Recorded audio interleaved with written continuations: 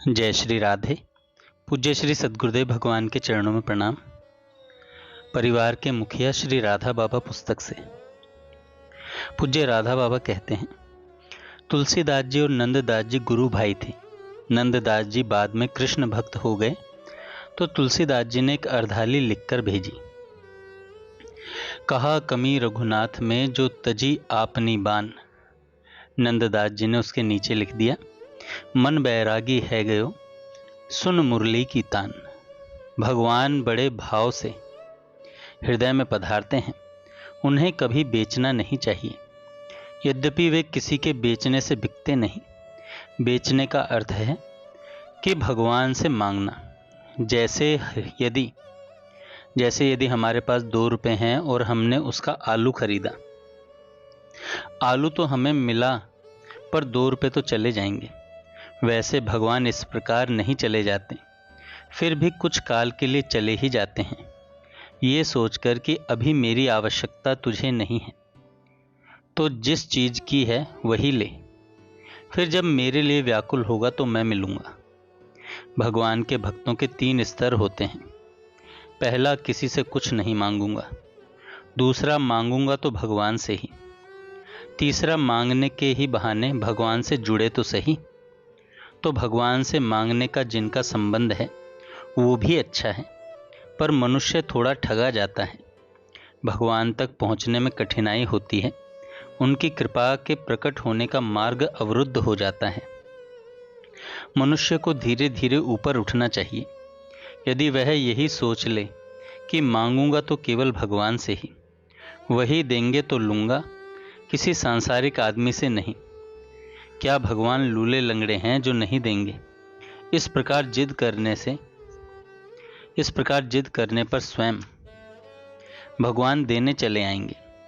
पर बात यही है कि हमारा मन इतना कमज़ोर है कि वो सोचता है कि आखिर भगवान देंगे भी तो किसी निमित्त के द्वारा ही तो। बस यहीं पर गलती होती है। अरे भगवान स्वयं क्यों नहीं दे सकते? सबसे अच्छा मांगने का तरीका ये है कि हे नाथ, मेरी ये इच्छा है, अगर उचित समझो तो पूरी कर दो। इस पर भगवान उचित समझेंगे तो पूरी कर देंगे, नहीं तो नहीं सही। वास्तव में सांसारिक वस्तु तो कभी उनसे मांगनी ही नहीं चाहिए।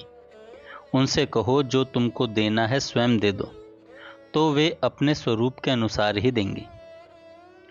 जैसे कोई आदमी सोचता है कि मैं कुछ रुपए से इस आदमी की मदद कर दूं, तब तक वह मनुष्य उसके पास पहुंचे, कहे कि 2 रुपये मुझे लॉटरी का टिकट खरीदने के लिए दे दीजिए, तो कितना फर्क आ गया। लॉटरी पता नहीं निकले या ना निकले। इस प्रकार मांगने से मनुष्य घाटे में पड़ता है। चित्तौड़ में जो जौहर हुआ था, उसकी चर्चा करके पूज्य बाबा का गला भर भर आता था। एक बार बाबा बोले, अब की छोरियां तो सिनेमा आदि देख के न जाने क्या क्या करती हैं, पर उस समय जब लड़ाई खत्म हुई तो अकबर घोड़े पर सवार होकर चित्तौड़गढ़ में देखने निकला तो देखा कि अंधेरे में लगभग 13 वर्ष की एक लड़की दिया लेकर प्रत्येक लाश का चेहरा देखती, फिर हट जाती। अकबर वहां चला गया। बेचारी डरकर खड़ी हो गई। अकबर ने कहा, डर मत बेटी, मुझे ये बता कि तू क्या कर रही है। उसने कहा, पिताजी, जिससे मेरी सगाई हुई थी वो लड़ने गया था पर लौटा नहीं, उसी का शव खोज रही हूं ताकि सती हो सकूं। पिताजी, आप मेरी सहायता करके बेटी का धर्म बचा लीजिए ना। अकबर रोने लगा। फिर उसने शव खुजवाया। बाबा का गला भी भर भर आता था। बोले, आजकल तो हिंदू कोड बिल में पुनर्विवाह का नियम पास हो गया है, पर इससे वह पाप नहीं है। ऐसा तो होगा नहीं। जैसे अग्नि की दाहकता शक्ति तो उसके साथ रहेगी ही, उसको उत्पन्न करने के तरीके बदले जा सकते हैं। पहले चकमक पत्थर से पैदा करते थे, अब माचिस से, पर अग्नि का गुण तो वही है। रसराज स्वरूप श्री कृष्ण, प्रियतम श्री कृष्ण, तुम्हारी प्रत्येक इच्छा पूर्ण हो। महाभाव स्वरूपा श्री राधा, नित्य निकुंजेश्वरी भानु नंदिनी, श्री राधे तुम्हारी जय हो जय हो जय हो।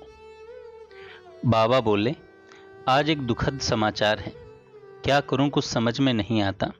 आज कुछ ऐसा आदेश है भगवान का कि चाहे ओला गिरे, पानी गिरे, मैं इन्हीं पेड़ों के नीचे गुजार दूं तब तो ठीक, वरना एक बेचारा बुरी तरह पिट जाएगा। पर कोई ऐसा करने नहीं देगा। सब के सब यहीं बैठे रहेंगे। बात यह है कि एक सज्जन इस समय खूब सिर हिला हिलाकर मेरी झूठी आलोचना कर रहे हैं, पर वे यह नहीं जानते कि जैसे जैसे सिर हिला रहे हैं वैसे वैसे उनका अंतर जगत उन्हें पकड़ रहा है। बड़ी दुर्दशा होगी उनकी, क्योंकि भगवान अपना अपराध क्षमा कर देते हैं, भक्तों का नहीं। और वे ऐसा पहली बार नहीं, एक बार और कर चुके हैं। तो यदि मैं यहाँ बैठ बरसात ओले सहता हूँ तो उन्हें कुछ कम दंड मिलेगा, पर यहाँ ये लोग भी बैठे रहेंगे। दोनों ओर ही दया आ रही है, क्या करूं। जो बात अपने लिए बुरी लगे, दूसरों के लिए उसका व्यवहार कभी मत करो। सूरदास जी उद्धव के अवतार थे, ऐसा एक महात्मा ने अपने अनुभव के आधार पर मुझे बताया। बाबा कहते हैं कि उद्धव जी जब गोपियों को उपदेश देने गए तो उन्हें उपदेश क्या दें, स्वयं प्रेमी हो गए। एक दिन उनको निकुंज लीला के दर्शन हुए और वे राधा जी के दर्शन की अभिलाषा से निकुंज की ओर चल पड़े, पर ललिता विशाखा सखी ने उन्हें रोक दिया। इस पर उन्होंने शाप दिया कि अरे निष्ठुर हृदय वालियों, तुम लोग मुझे किशोरी जी के दर्शन नहीं करने देती, अतः मृत्यु लोक में जन्म लो। इस पर उन्होंने भी उद्धव जी को शाप दिया कि तुम भी अंधे बनकर पृथ्वी पर जन्म लो। बादशाह अकबर से उदयपुर की कन्या जोधा भाई का विवाह हुआ था।